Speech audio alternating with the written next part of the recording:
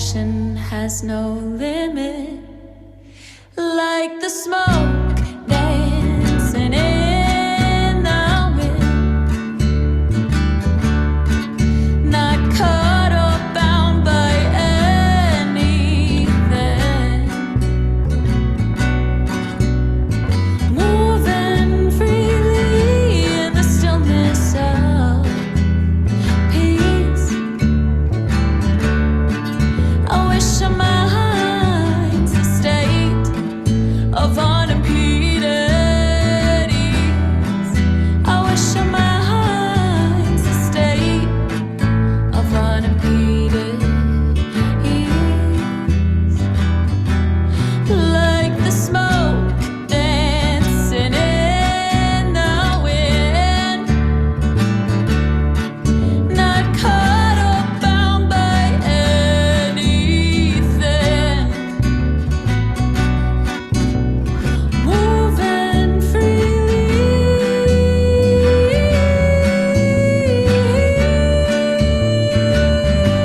I wish our minds the state of unimpeded ease. I wish our minds the state of unimpeded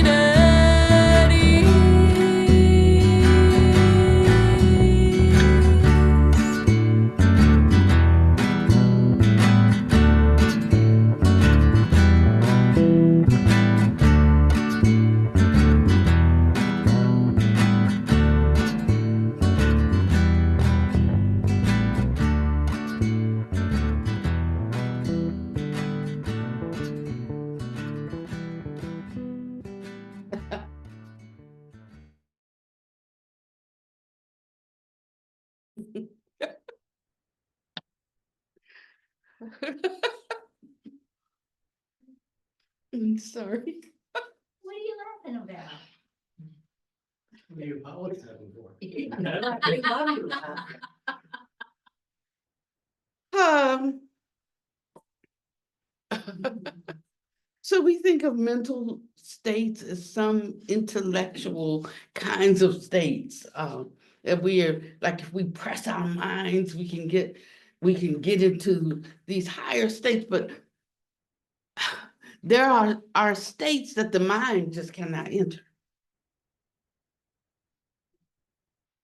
And so if you put all of your capital into reaching those intellectual states, you might come to know something that has some usefulness, but you'll never enter into the sublime realms that are available, those ones that actually change the structure of outer appearances. So sometimes two people can be looking at the same thing or considering the same situation, and they see two entirely different events occurring, and that has to do with their state of mind. So a lot of these practices that we do, we're looking to get some kind of benefit in an intellectual sense. And while we might get some benefit there, that which gives quality and purpose to a precious human life, those elements will be missing. And sometimes we think that the more serious we are, the smarter we are, and the better we are. But actually, the mind that is the mind that is stilled is a mind that has passed through the barrier of rapture. Now, rapture is a stage or a state or that one could take as a sign, because it brings the presence of contentment.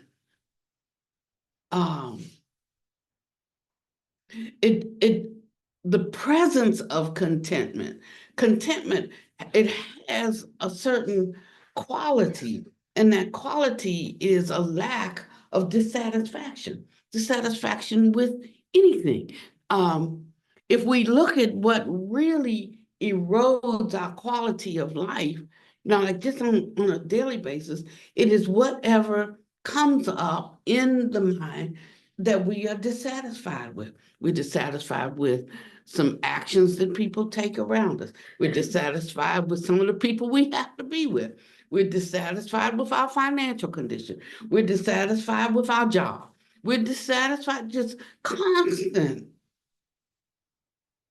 barrage of recognitions of dissatisfaction. So when we look at the benefits, we always talk with the purpose, but if if you forget about the purpose of something in the beginning, not all the way through your investigation, but in the beginning, just look for benefit. What is the benefit of doing this? You see, because purpose gets all into reasoning. Purpose is firmly established and rooted in intellect. But if we talk about benefits, it has a different kind of connotation. It's about something that comes to us and steps up our sense of contentment and satisfaction with the present moment. What is the benefit of this? So let's think about meditation. I'm picking up where I left off, and I'll go back a little bit to make sure we don't leave anybody. But it's so important when you're talking about things like practices, or you're talking about using words like meditation, and we get in our mind that it's some kind of a work that we are doing, and that work ethic kind of kicks in. But he said when we think about meditation, we should think we train. So training creates a capacity in us to be able to excel without so much effort. If we don't train, we will effort. We were working on a kind of difficult song in rehearsal this morning, and Elsie was struggling. She was straining to lead the song, and we said, okay, so we should stop, because this song you're not going to be able to do without warm-ups. It's so taxing, in its placement and its delivery, that you can't do it without being, well, they say you shouldn't do anything without being warmed up. But I mean, particularly this one, it will strain your vocal cords, and it will tire you out if you haven't warmed up where you can just easily run those trills and get into the song. And it's kind of like this. So meditation has an order, and that order brings about signs that we can look for. And the sages have given us those signs so that when we see them, we can know for ourselves where we are within the stages of meditation. So then meditation becomes more of a state rather than a practice. In the beginning, it's a practice. But as we continue to practice, it shifts from being a practice, and we become aware of the benefits. And the benefits are the different states of consciousness that we access. So I want you to keep that in mind, because otherwise it will just be a practice and it will not have any benefits. You will, it won't take you where you hear you're supposed to go with it, but that's because you have left it off in the practice category. Today, I wanted to read a little bit.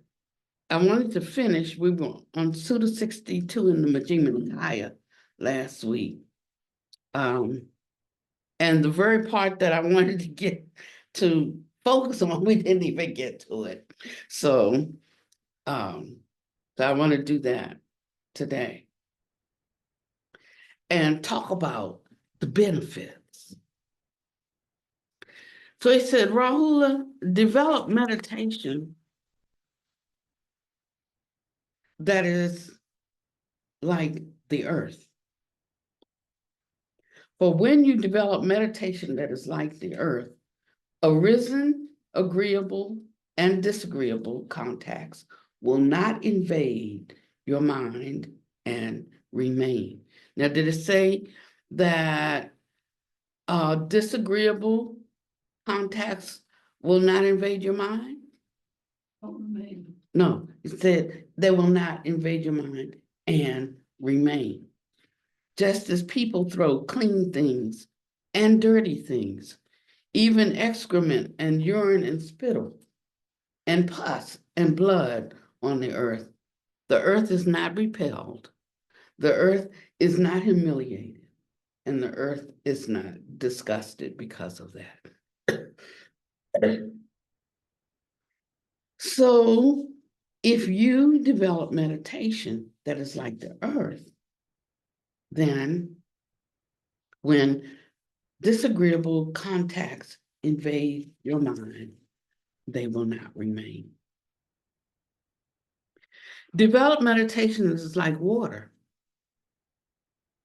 When you develop meditation that is like water, arisen, agreeable, and disagreeable contacts will not invade your mind and remain. Just as people wash clean things and dirty things, excrement even, urine, spittle, pus and blood in water. The water is not repelled, it is not humiliated, and it is not disgusted because of that. So develop meditation that is like that.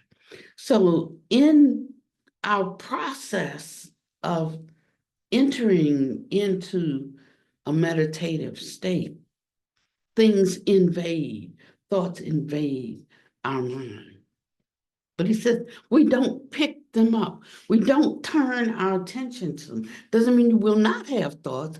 It means that you will learn the fine distinction between clamping around a thought and thinking about it, as opposed to recognizing that a thought has arisen, leaving it where it is, not giving energy to it, and noticing how when you don't feed it with your essence, with your energy, misappropriating your energy to clamp around that, it will go away. Now, that means whether it's a good thought or bad thought, because right now the training is not to grasp around thoughts at all, so that one can supersede the plane or the field of thoughts to enter into fields of prajna.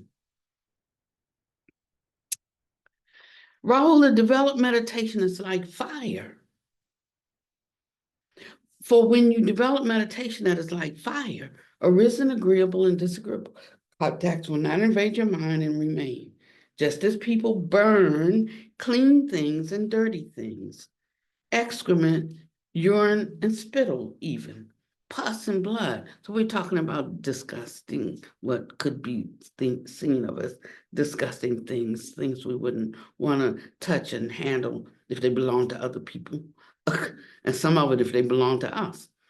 And it says, but when these things are burned in the fire is not repelled, the fire is not disgusted, and the fire is not humiliated. So these three things affect us. Feelings of disgust about situations, feelings of humiliation in situations, and feeling of being repelled or hating something. These three things. So meditation is designed to bring the benefit of quashing the tendency towards these three emotions, and that we follow up with actions. So we can't commit a hateful action without there first being the presence of hate in the mind. We can't feel, or we can't act upon humiliation without there being first a sense of being humiliated. And we can't have an aversion to something, or we can't be disgusted by something without first having an aversion to it. So you see, these actions have their birth in the mind. And because they have their birth in the mind, the only way we're going to uproot them is through the mind. The mind has to abandon them. When the mind abandons them, the feeling is not there. The feeling is there as long as the mind holds on to the thought of this being disgusting, this being humiliating, and I hate this. So you see, we have to work with equalizing or balancing out the mind. Before we even think we've thought a thought, we've already thought the thought that has already produced a feeling that we're acting on. And we're thinking we're acting on the thought, but we're acting on the feeling that has been produced by the thought. So what meditation does is it slows things down so we can more clearly see what is happening right now. What is happening in my mind? And if we really want to know, we can know. Our first go-to place is what is happening is I'm responding to something that has happened or that someone has done. And it is natural for me to respond. And so we try to think about how we should properly handle something. But what he's encouraging us to examine is not what actually happened as the culprit, but the lens through which the mind saw or is assessing what is happening. So if I see something through the lens of an angry mind, rather than through the lens of the possibility of the person trying to assist or help, I'm going to respond very differently to the situation because I'm actually responding out of my own mind. So if we want to be perfect in our response to things, then we have to have a means to bypass that mind. And meditation is one of the tools that helps us. And when I say bypass it, I mean to penetrate and see through it to the other side, and I can actually see what's happening without my coloring and my shading and my thoughts about something else that was similar, or thoughts of what you've done in the past or said in the past that's going to affect what's happening right here, right now. You see, the mind is just creating a drama for me, and I'm going to respond to that. So this practice is to help us to see that more definitively. That's why he would say, like when people gathered to hear the Buddha teach or preach, they came together and they listened to his discourse. They asked questions if they had questions, and then he sent them off to meditate on that. One went to the root of a tree. One went into his hut. One went for a walk in the forest to contemplate.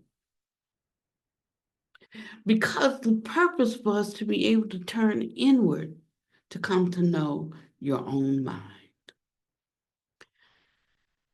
And it takes a lot to know your own mind. It takes knowing the principles of the Dharma to know your own mind. To really know it, it takes principles of Dharma to know your mind. I'm not saying it takes only principles of Buddhist Dharma, Dharma means the nature of things, of all things. There's so many things that we can learn just by seeing how nature does things, or how naturally things unfold. And that also is Dharma wisdom. I mean, Dharma, Buddhist Dharma, didn't teach me how to count or how to read. But I need that wisdom to be able to function in this world. So should I say, oh, well, don't pay any attention to that? No, I need that. Learning language, learning how to talk, how to speak. If we didn't isolate and took a more universal approach to all the Dhamma that we receive in this phenomenal world, we'd be halfway to enlightenment by now, I believe. But because we have divided and separated and carved out, and we can't put it all together and get the right flavoring. So we get some of it, but in cutting out some, we lose some of the benefit. You have to have a reason to do this. I mean, you're so faithful. I mean, most of you come 4 times a week. Even I thought it was too much. I was doing 3 times a week. I cut it down to 2. Then y'all added 2, and so now we have more now than we had before. And I was thinking it doesn't take all that. And it's not that it takes all that or doesn't take all that. It's where one's heart is, and your heart and your treasures,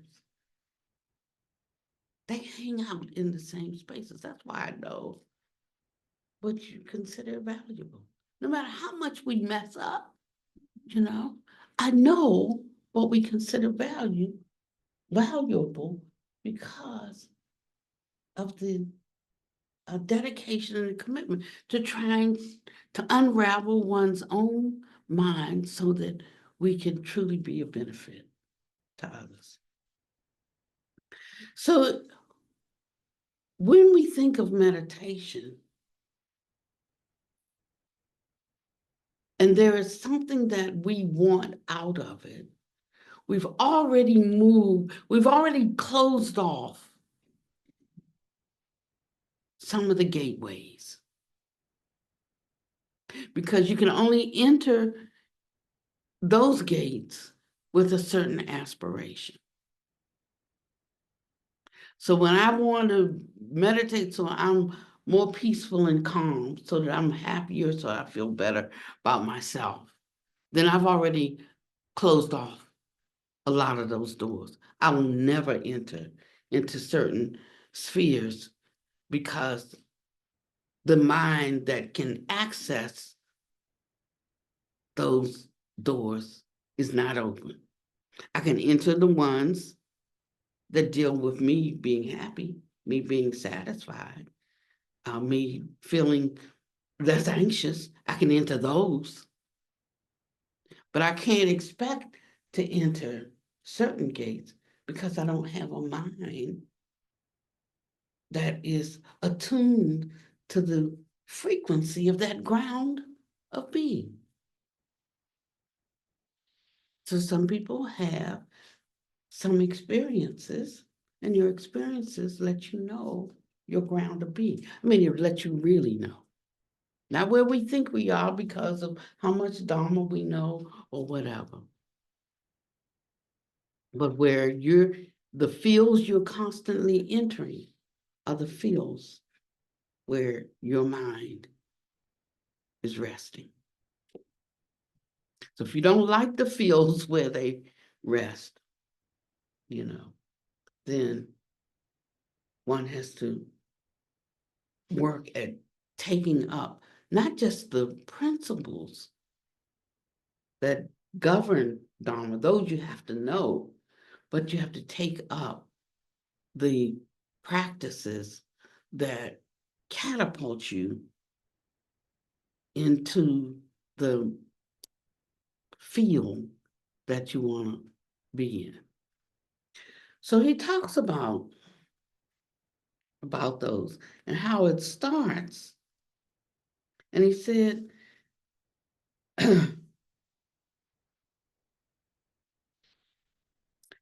first,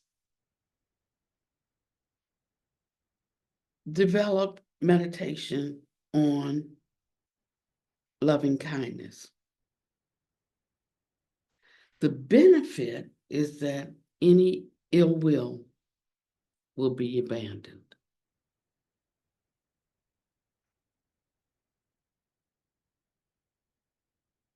He said, develop meditation on compassion.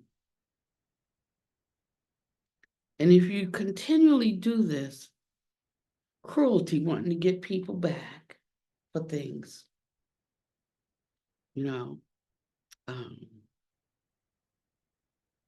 that'll be abandoned. You won't feel like you need to try to get somebody back for something that they did to you or against you.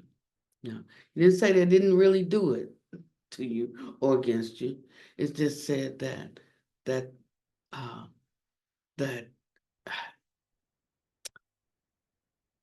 idea of paying people back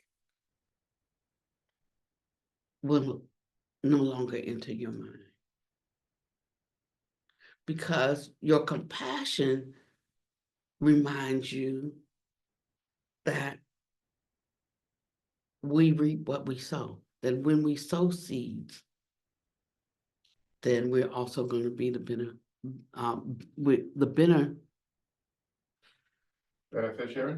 beneficiary, right? We're going to be the beneficiary of what we've sown.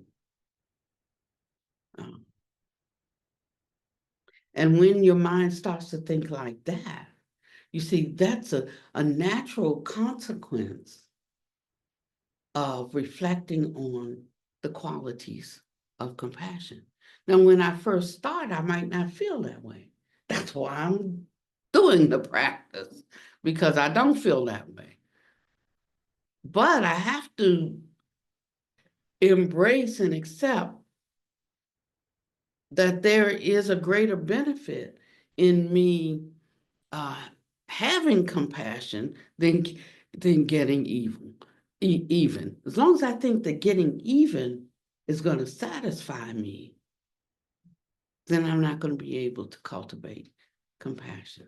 It's only when I come to the conclusion that getting even is not going to bring me the satisfaction that I want, will I take up compassion. It says, develop meditation on altruistic joy, because when you do, discontent will be abandoned. Altruistic joy is joy in the successes of others. So if I have joy in the success of someone I love, then I'm gonna have some discontent that resolves because they're happening to my folks, my people, the ones I love. But when I develop that to where I can have altruistic joy for the person who stole from me, from the person who maligned my name, for the person who talks about me behind my back, for the person, then you can't start with that. But you can't just finish with having altruistic joy in the successes of the people that you like. You can start with the people that you like and just add one more category at a time. And don't try to add like 5 or 6, but just take one that's a little bit of a stretch for you. And sometimes we can hold art against somebody for a decade. For a whole decade. Every time your mind goes back to them, you think about that thing they did. Yeah.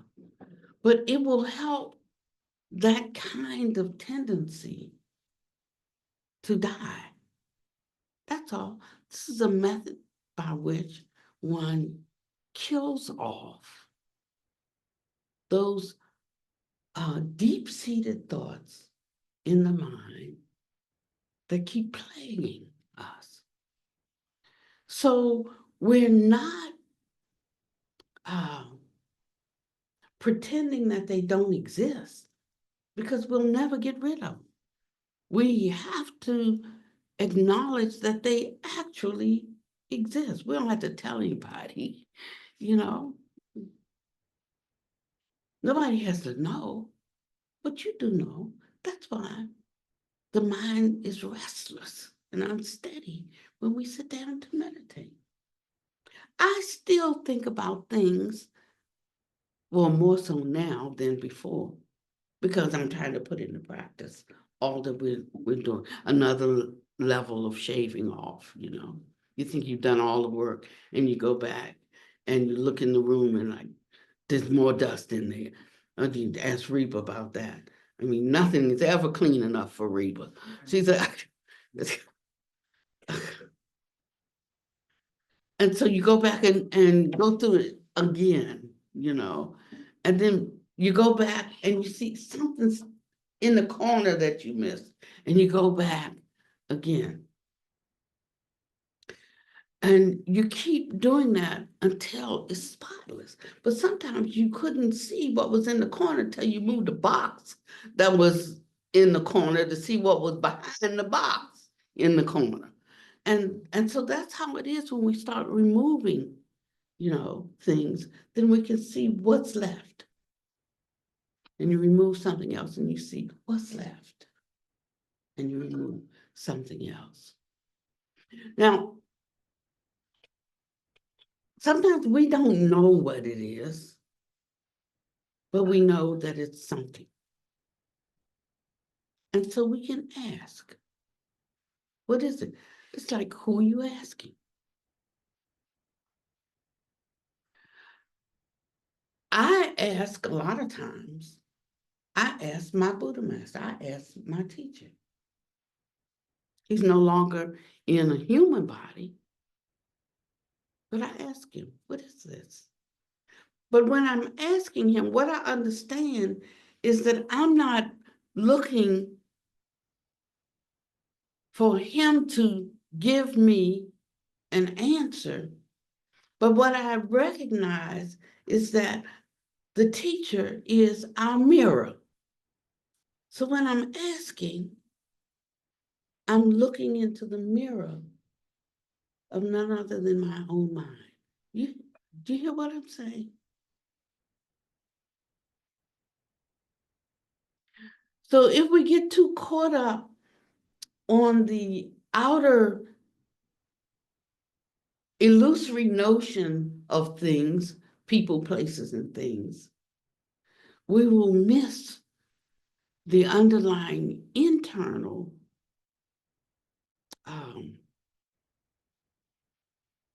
capacity of one coming to untie one's own knots. And if whatever knot I don't untie, I don't have control over. If you're in charge of tying my shoes and untying my shoes, then I'm at your mercy for when you'll tie them and when you'll untie them. But this freedom that we're after is a freedom from the aspects of our own mind that bind us.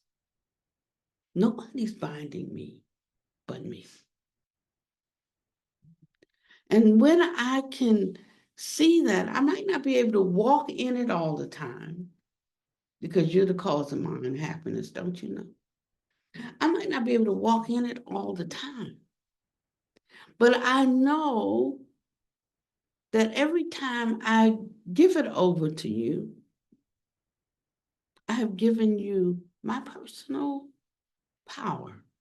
I've given you control over my life, the very one that I don't want to have control over me. You're not in charge of me. The very one I don't want to have, that's the one I'm giving over my power to, my authority to. Now, how does meditation help us with that? It helps by saying the mind is scattered like refracted light.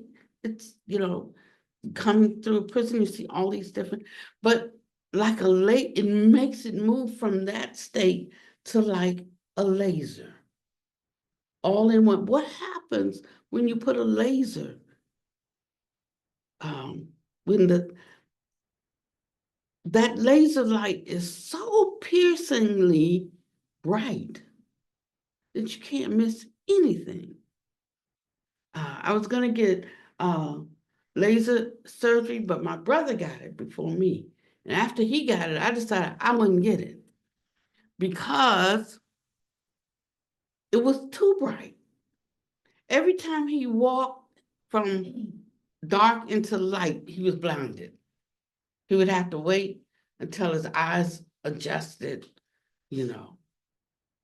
Or when he walked from this light into a darker room, the darkness was so inky that he had to wait until his eyes adjusted. I said, that's all right, I just keep what I got. So I didn't do it. But when one is really trying to penetrate what is motivating us, this kind of, it's called light. We call wisdom light. because it's the closest thing in our phenomenal world that we can equate to being able to fully see what's in the room. And so that's what happens. So many thoughts fold in to a single stream of thought. And that's as far as the thinking mind can go. But that's not as far as nature goes. Beyond where our individuated mind can go is a universal or unified field. And in that unified or universal field, all that can be known can be seen. The brightness is that sharp, because the laser focus is there. So I'm saying this to kind of set the stage for when you are meditating and signs begin to appear. If no signs are appearing, that means absolutely nothing to you. You can't say, where's the sign? Where's the sign? I'm looking for the sign. Know that whatever is happening in your meditation is in perfect accord with your state of mind. That's all. But when your state of mind increases, then you will have other signs that let you know that you're in a different state. And there are the sutras, there are the teachings that help you to become comfortable in that state. And when you are in that state, you're no longer going to find comfort in the previous state. You're not going to find comfort in it because you have risen in your understanding and in your wisdom and in your attainment above that state. I cannot go back to a baby mind. As much as I might want to try, I'm not going to be able to shrink myself back in to my 2-year-old mind. But if I never left my 2-year-old mind, I could be 55 and I'm still functioning in that 2-year-old mind. But if I am walking in my present state, I will no longer find usefulness in the 2-year-old state. So that means that things that I used to do, I can't do anymore. You might be able to do it, but I can't do it. There's some things that I want to do, but I can't do them because I'm not in the state that brings forth those capabilities and those capacities. It ain't no point in being frustrated. I mean, like, if you're not, you're not. That's it. There are different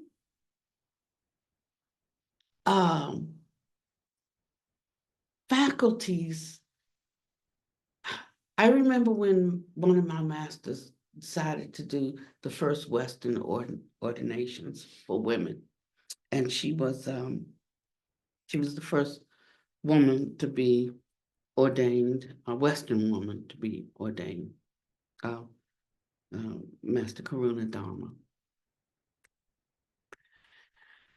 And she was the first woman teacher that I had, because before I had men, because I wasn't scared of men. I didn't have a thing about you know. I wanted to find the best. The men had more access to the goods, so I went to them. And they talked about me. She's over there with those men. And I had to endure that for 6 years. She's over there studying supposedly with those men. But I came away with a whole different orientation than they did because I didn't discriminate. And if they only had a teaspoon, the women, but they had a gallon, I wanted that. So sometimes we make choices, and those choices cost you. They cost you in the school of public opinion. But you can know what you have for yourself, and that's all that really counts. How you make life meaningful. When you get down to the end, how you know yourself and understand your walk, it becomes important. Because wherever you are at your last breath, that's where you pick up in the next life. You can't say, well, I'll wait and see on the other side and see what happens. You have to know on this side. And then you can rest comfortably. So these are things I'm doing as my time is winding up. I'm really evaluating if I did what I said I would do. What I discovered is that I don't think the same way I thought at a certain time, and I was horrified. I remember when, back in the 70s, low 80s, the early 80s, we were all into auras, and they had machines, and you could take your picture and it showed your aura. And I was so proud because I had a purple aura, that's like the highest one you can have. I had a purple aura. Anya Deepa had purple aura. Kay had a purple aura. And another person who had come with us to set up ministry, she had an orange aura. Orange was good because it really, you could connect with people easily. So she could connect easily. Me and Deepa and Kay, not so much, because that purple flame was more like that refined holy flame, But I took a test the other day and I was orange. I said, oh my goodness, I've lost something. I'm no longer, yeah, honestly, And as soon as the thought came into my mind, a voice said in my head, oh no, you just lost some of that ego you had. That was the dye in that aura. And I'm like, because I would rather with a bodhisattva vow be able to get across some words of understanding to people, because that's my vow now, you see. And so you see how we can take things and we can build something around it that's false. Or we can hold on to something and our pride won't let us let it go because it has represented the highest thing for us. When it is no longer a real or valid thing, I'm more concerned about how I help you than how I help myself. And that's the truth. And so we take these little bits of knowledge and we build things around it. And that's why he speaks about whether it's something unwholesome or whether it's something wholesome, agreeable or disagreeable. Don't let anything invade the mind and remain, because it's still in the realm of thoughts and it has not passed through the gateway to prajna. So it's hard to say what prajna is it's easier to say what it isn't. It's not this, it's not that. So if we just keep throwing out things, it's not this, it's not this, it's not this, it's not this. What's left will be prajna. It's not what it is, but what it isn't. That kind of helps you to understand concepts of emptiness and marvelous existence. It's hard to understand if we think of marvelous existence being all of these things added to life. But if we think of things being taken away that cause us our stress, then what's left, that's what's marvelous. And so he says, as you go, you're asking me why I was laughing today. Because I touched a kind of euphoria that outweigh is the wrong word, because it took away all of the weight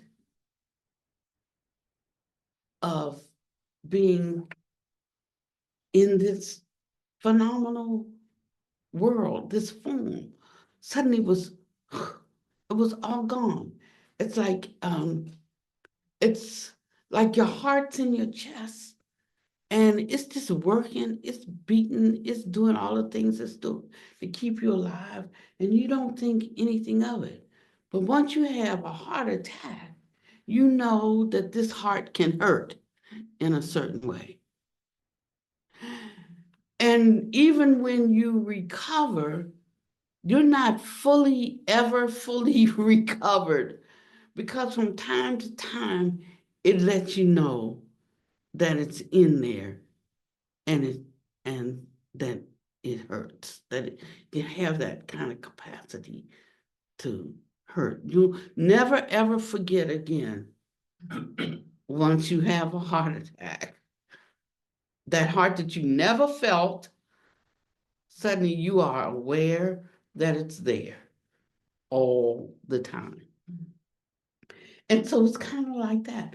But what would happen if you had suddenly a new heart that replaced that defective one?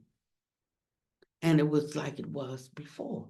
You never knew, never experienced any discomfort from it. You know, it's almost like it just doesn't exist. You know, and that's what can happen. You can touch something by your willingness to touch it, by your surrender to it. You can experience that kind of relief that has no weight to it at all. And one's mind is blown, one is catapulted into a kind of rapturous state. Then you get yourself together. Even that doesn't last. But just having a touch of it, having a taste of it, it dispels all the struggle of life, at least for a period of time. You know, a lot of times, the minute I sit on this seat, when I sit on this seat, every particle of my being knows what I'm turning towards. And it stacks up. I'm totally focused right here. I'm not thinking about child, daughter, son. I'm not thinking about anything but the dome. Now, when I get off this seat, the discriminating mind starts coming back. And I'm thinking about what I'm going to have for lunch. And I'm going to start thinking about, well, where's Santi? Then I'm going to start thinking about, you know, the song, the music. Did we buy this program? Did we, you know, all of this discrimination starts to creep back in, because right now I'm focused, and I'm concentrated. When I leave, it starts to get like that laser starts to just refract out again. And now I'm scattered. That's why we call worldly intelligence scattered intelligence. It's scattered. So concentration just helps us bring the power of that to a particular point so that we can penetrate and understand something in its totality. Okay, 10 more minutes.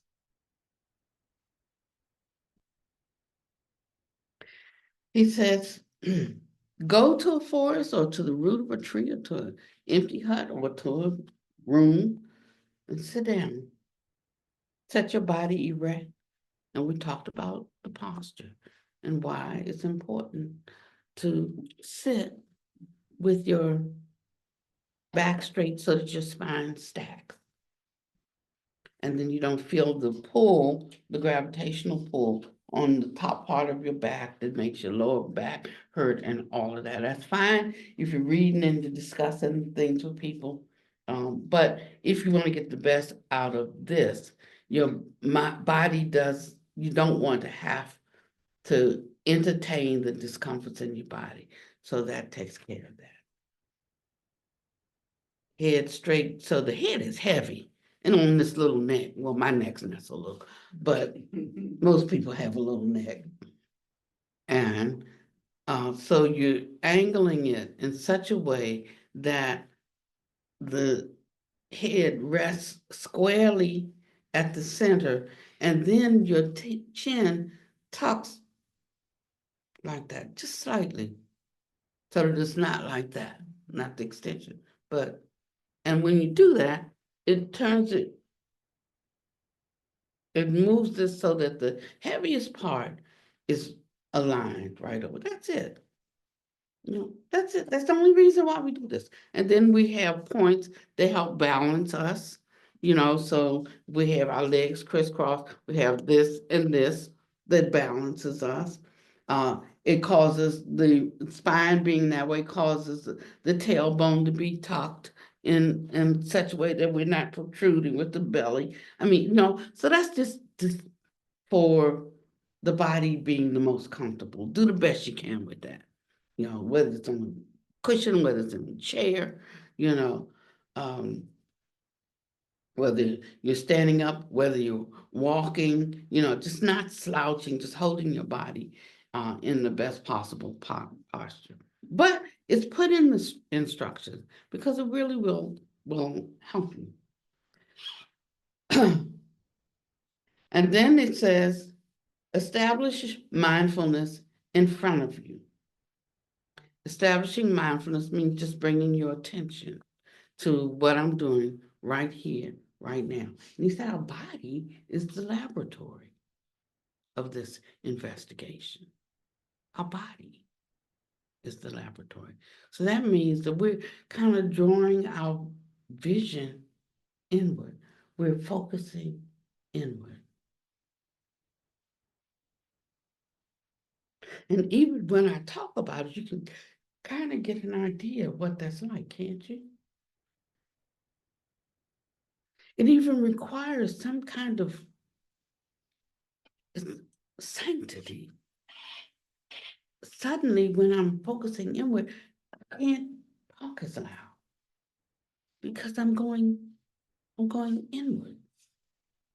And if I want to talk to Dina, then I can shout across the room to Dina. But because I'm turning all of my attention, the attention that was for lunch because I'm hungry, the attention that was, did I bring my thingy so I can get my diabetes injection? Nope, I left it today. The intention, you know, like all the attention on all these little things that I have to take care of, that you have to take care of, you know. Suddenly, I'm only making one of them important by leaving this one aspiration for meditation present, and I'm withdrawing from those other things. I'll get back to them later. And you have to practice just that, For some people, that's going to be the whole meditation right there. Just to get the feel of what it is to withdraw and turn inward. And it's a huge thing. You'll know it when you've done it. I can immediately sense a difference from when I'm out here available and when I'm withdrawn. Can't you? If you can't, just keep working at that. That would be better than trying to read steps and think about steps. This is all about experiencing directly. Directly. So let's just do that 3 times really quick. Just bring your attention out here and you're fully engaged and we're all, we're like out here. We're listening to the Dharma talk. Now, if you're withdrawing your attention and going inward, you can't even really listen to the words coming out of my mouth. You know, it's like you're turning them off. You're turning the volume down. So now we do it all the time, don't we? We zone out, start focusing on a particular thought, and then it was like, huh, what'd you say? No, because you just missed it completely. We do it naturally. See, this is natural. So just looking and sensing the difference between when we're out here fully engaged with what's happening around us and when we start to withdraw our energy, our attention, our awareness from outside to inside, confining it within our laboratory of experience. This is the body.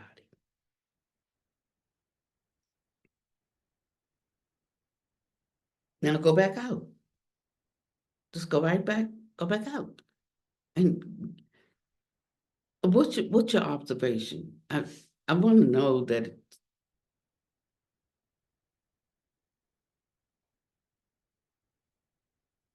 The stillness and focused in. stillness. There's a sense of a barrier, like just a barrier between here Mhm, and anything else. mhm, mhm. You notice? Less distraction of all the elements outside and around. And then, yeah, closing the eyes, and that's no longer there. What else? We're sort of tamping the field like down a little bit inward, you know? It's like normally the mind is kind of pointed outwards, looking for stuff to get involved in. And we're like, hey, come over here. Exactly. So that's an excellent point, Rob. What you start to realize is not that things distract you, but that you go out searching for things to take up and to engage in. That is such a great realization. Because when you're saying like, everything distracts me. No, you go out, you send your mind out to look for something. And it will always find something. So that lets me know that I have a little bit more control than I thought I had. You know, I have a little bit more control. I am going out. I'm sending out the beacon to look for something to attach to. So you can practice that, just that much, going in and out, until you will start, it's almost tangible. And you can decide like that to go from out here to in here. Out here to in here. Now, I do it in the beginning. I encourage you to close your eyes because it helps. It cuts off a gate, you know. But later on, you can do it without closing your eyes because I know the difference between out here and in here. I know where to find it in my being. And I know where to park the mind. I know when it's out here and I'm being attentive to everybody's needs or somebody's needs or or even tending to my own needs. I know when it's out here, and I know when it retracts. That's the first thing. You can't go any further than that. But once you've done that, he shows you what to do with that mind that has just drawn in. He says, take an object, take a subject, because now we're going to work with something. And he gave an example of using the breath, but not just the breath. He talked about so many things. He talked about the different casinas. He talked about the different subjects. He talked about all of this. I'm flipping pages here. About 10 pages is just on examining the body, what's in the body. And we'll get to that down the road, but I don't want to stop you on that because it's just easy to use the breath. Okay. And each object has a particular purpose. Remember, for instance, if you were meditating on loving kindness, what does it uproot?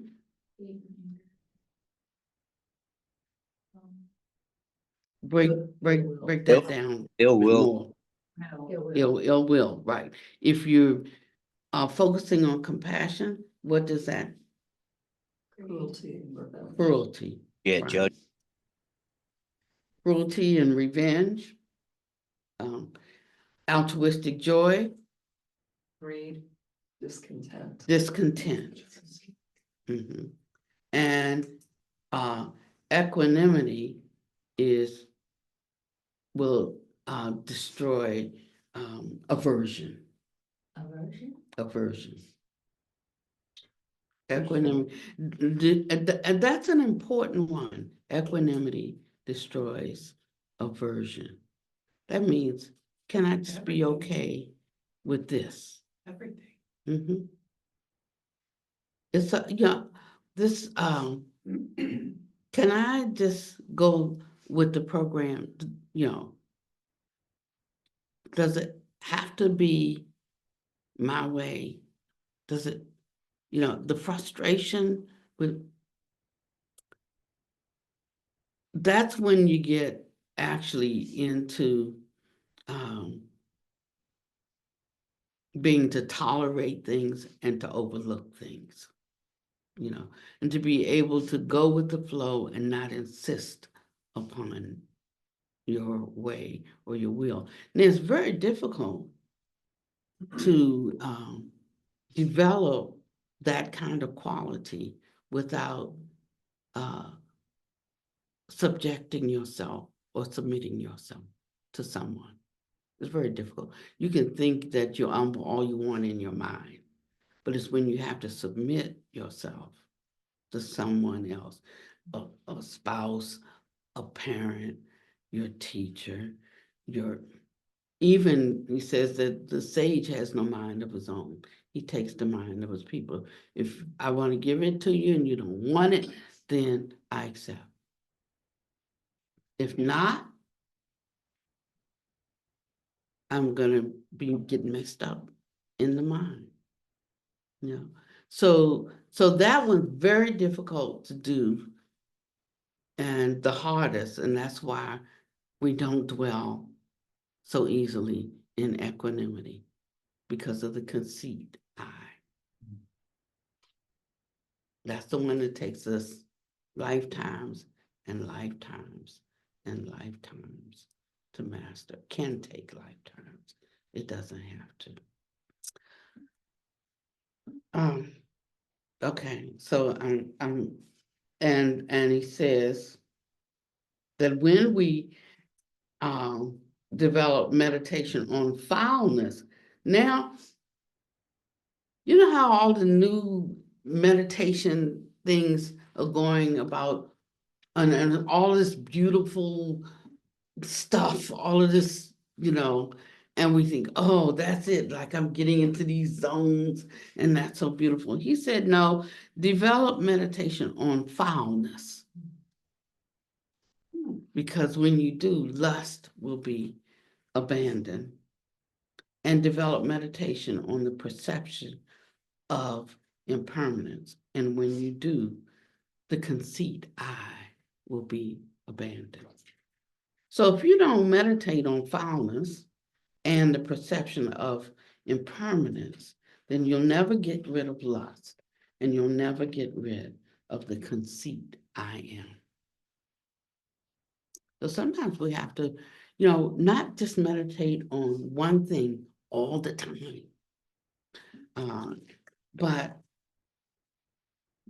but we have to meditate like tapping something. You have to tap on this side, and you have to tap on this side, and tap on this side, and tap on this side to get it all going down straight. You just keep banging on one side, it's gonna jam, and you're not gonna make any progress at all. And so these three signs should be given attention from time to time. Concentration, the sign of exertion should be given attention, and the sign of equanimity. So if we think that meditation is all about equanimity and peacefulness, it's why it doesn't work.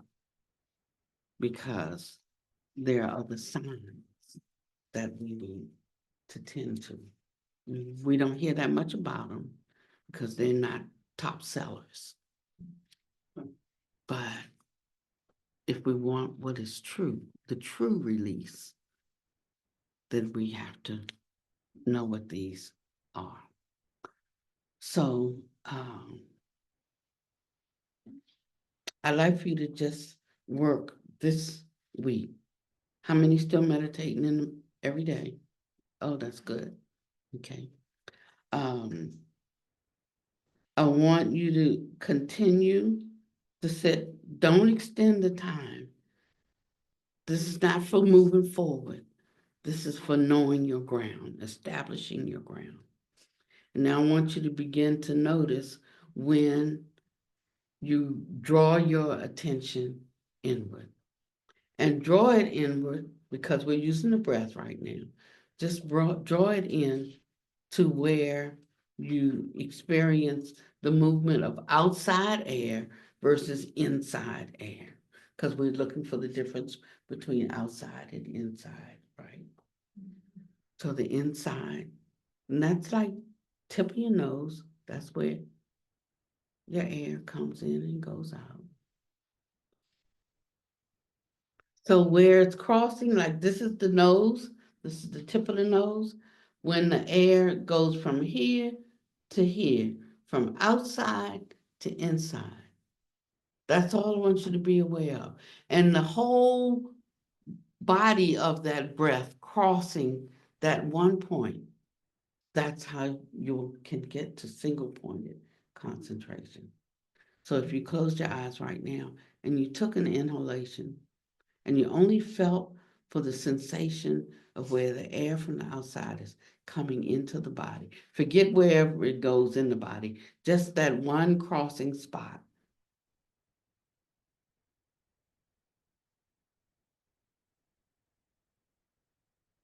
And the exhale. That's it. And you'll feel something, you'll notice sensations. Just what do you notice? Maybe that the inhalation is cool. It's a cool flow of air. The exhalation might be warmer just because we're 98 degrees inside. And it's, 68 or 70 outside. That's all. But you're just noticing, you see. You didn't notice that a few minutes ago when we were sitting here and we were talking or we were listening or we were doing things. We didn't notice that there was cool air coming in and warm air going out. But now that's all concentration is. It's just noticing. Later, you'll learn how to apply it to things other than the breath. But you're just training right now on using the breath. We'll do a lot of different objects and subjects. That's it. Noticing that maybe it's not equal in and out. Maybe one is long, the exhalation maybe, or the inhalation, maybe the other's short. But every time you're looking at all of the qualities and characteristics, you're concentrating more deeply on that one subject and distracting thoughts don't invade the mind. That's it. And by the time you finish, you'll notice that it will become more and more difficult because the breath will become more and more refined. It will become more refined and you will be slowing down. You're never going to get to the gaps between thoughts if you don't slow down. Because I think they said we think, I don't know how many kabillion thoughts in a day, or even in an hour, or even in a moment. So you're actually slowing down your perception of something, and you will get to the gap. I guarantee you. To that space of no thought. But you have to directly experience it to know what it is. And nobody can give that to you. But you can open yourself up to it just by this simple practice.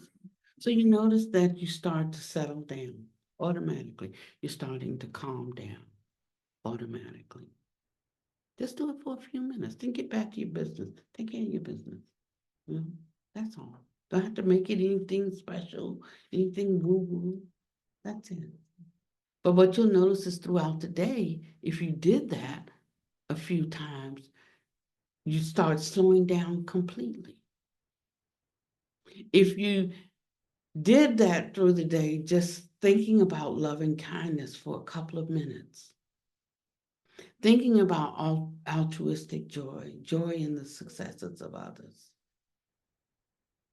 If you thought about that a few times during the day, you start to abide in certain kind of mind states that are pleasant, pleasurable, enjoyable, steady. You'll start thinking of things on the level of that mind state. What to do for somebody, what not to do for them, what not to do to somebody. After a while, you won't even think of doing anything to somebody where in a previous time, you'd have let them really have it.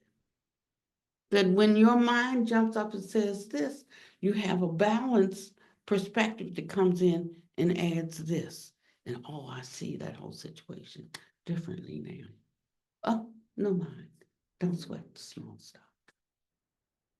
And this is when it starts to get joyful. But first, breathing in and breathing out, we train. We train. Breathing in and breathing out, we train. Just train. Don't reach for accomplishments. Just train. Okay, I think that's it for today. Well, do you want me to share, want to share with you? Oh, sure, yes, please. Um, And then you can close us out. okay. I was just telling her about, ever since we restarted this, you know, doing it really short. And so I tried just 30 seconds.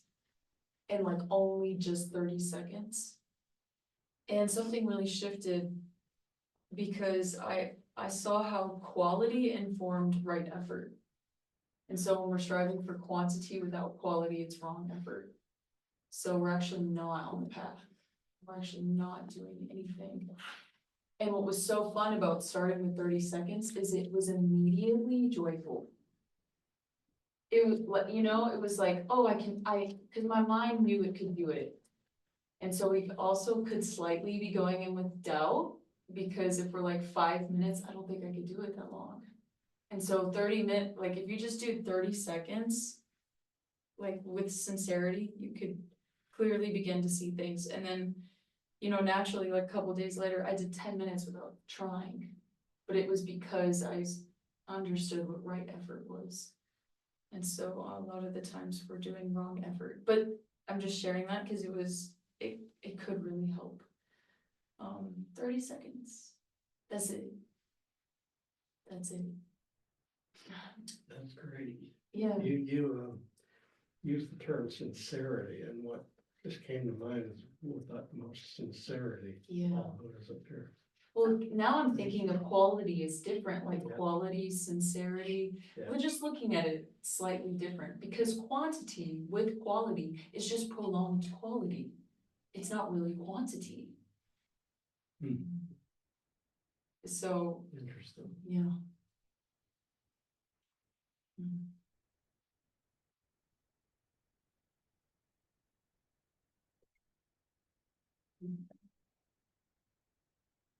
May the merit from our continuous training, continual training, benefit our family, our friends, all the beings in our bodies, our neighbors and strangers. May they come to know the truth and the profundity of the Buddha Dharma and be free from samsara immediately.